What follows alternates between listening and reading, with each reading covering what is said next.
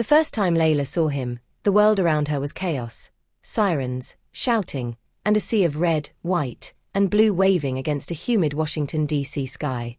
It was the 4th of July, a day meant for fireworks and celebration, but the city pulsed with tension that year. She was there as a journalist, notebook in hand, covering a rally that seemed to symbolize everything divided about the country she loved. He was there in uniform, not as a symbol, but as a man trying to keep peace amid the noise. Their paths crossed when a crowd surged forward. Layla stumbled off the curb, nearly dropping her camera, and a strong hand caught her arm before she fell. "You okay?" he asked, his voice steady but kind. She looked up, hazel eyes beneath the brim of his cap, sunburnt skin, a faint scar along his jaw. "Yeah," she said, breathless. "I've had worse days." He smiled faintly. "You and me both." She didn't know his name yet, but she remembered the way he looked back at her, not as a reporter, not as a stranger, but as if he already knew she was going to matter. Later, when the crowd dispersed and the sun dipped behind the Washington Monument, they met again by chance at a food truck line. She was scribbling notes on her phone. He was waiting for a sandwich. "You're working on the 4th?" he asked. She shrugged. "News doesn't take holidays." He smirked. "Neither do soldiers." That was how she learned his name, Captain Evan Brooks, U.S. Army.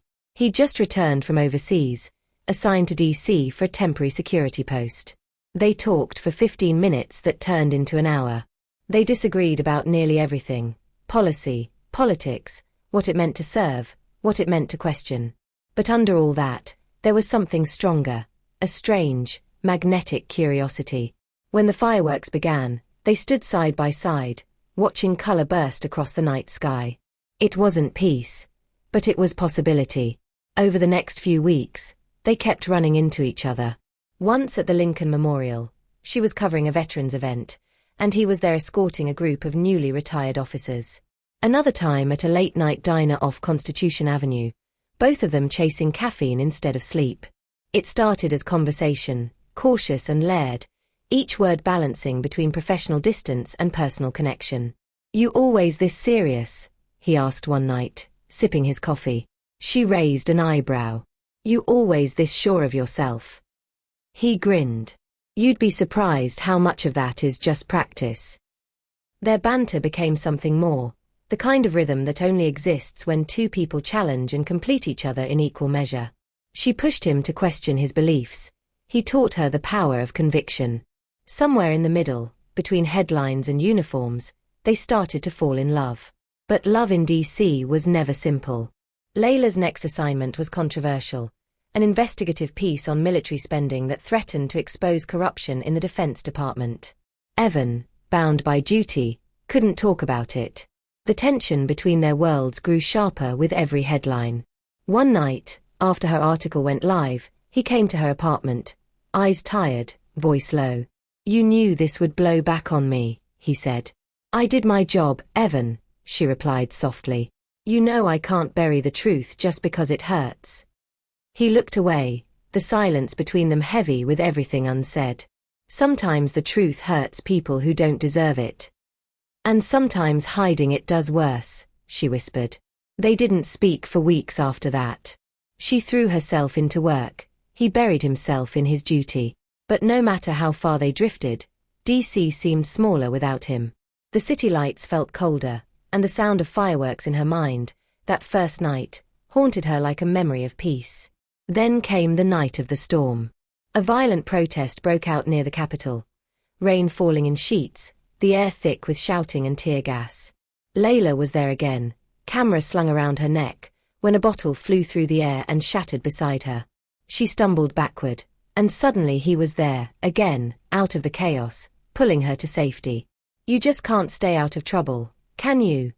he yelled over the noise, gripping her hand as they ducked behind a barricade. She laughed through the rain. "Guess I attract it." When the police finally dispersed the crowd, they stood together beneath a streetlight, soaked and shaking. The distance between them dissolved. "I read your follow-up," he said quietly. "You were right." She blinked, startled. "About what?" "About truth." His voice cracked slightly. About how it's the only thing worth protecting, even when it hurts. Something in her chest broke open. She stepped closer, the rain dripping from her hair, her voice barely a whisper. "You're what I was trying to protect too, you know. People like you." He reached out, brushing a wet strand of hair from her face. "Then maybe we're both fighting for the same thing after all." When he kissed her, it wasn't perfect. It was desperate, messy, and real. The kind of kiss that tasted like rain and forgiveness, like a city learning to breathe again.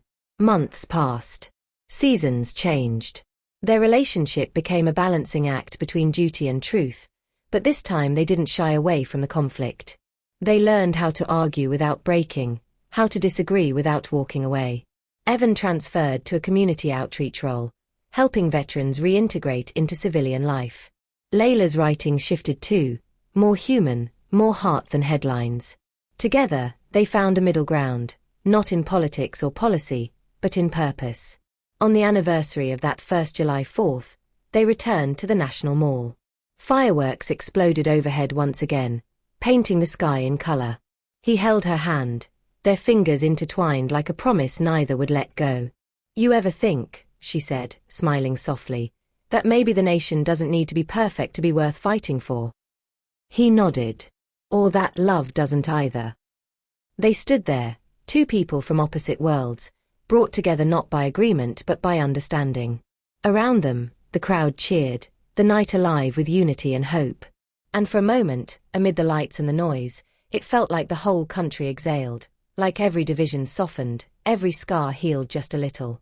When Layla leaned her head against his shoulder, she whispered, "Two hearts, one nation." Evan smiled, eyes on the sky. "And both worth saving." And as fireworks burst above the Capitol dome, it wasn't just a celebration of freedom. It was a promise that love, even in a divided world, could still bring people together, one heartbeat at a time.